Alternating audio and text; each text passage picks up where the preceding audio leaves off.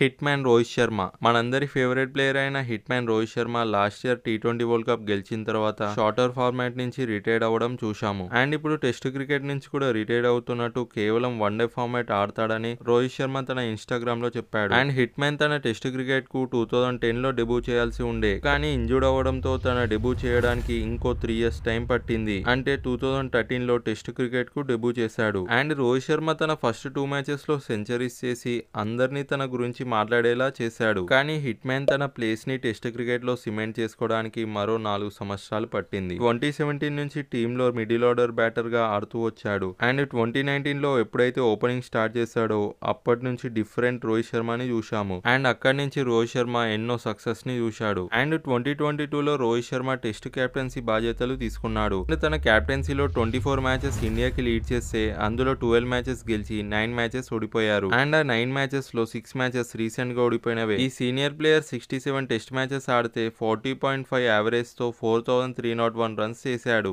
And అందులో 12 centuries and 18 half centuries ఉన్నాయి. ఇది హిట్ మ్యాన్ రోహిత్ శర్మ యొక్క టెస్ట్ క్యాప్టెన్సీ అండ్ తన పర్ఫార్మెన్స్ యొక్క రికార్డ్. అండ్ ఇది మీకు తెలుసా, రోహిత్ శర్మ టెస్ట్ క్రికెట్ కి డెబ్యూ చేసే టైం కి 108 ODIs ఆడేశాడు. అండ్ ఓవరాల్ గా హిట్ మ్యాన్ అన్ని ఫార్మాట్స్ లో ఇండియాను ఫైనల్స్ కి తీసుకెళ్లాడు. అందులో 2024 T20 world cup and recent గా జరిగిన ఛాంపియన్ ట్రోఫీ గెలిపించి పెట్టాడు. హిట్ మ్యాన్ రోహిత్ శర్మ తనే స్వయంగా రిటైర్డ్ అయ్యాడా లేదా రిటైర్డ్ అవ్వమన్నారా అనే దానిపై క్లారిటీ లేదు. అండ్ తన డిసిజన్ పై మీరేమనుకుంటున్నారో కామెంట్ చెప్పండి. And thank you for watching.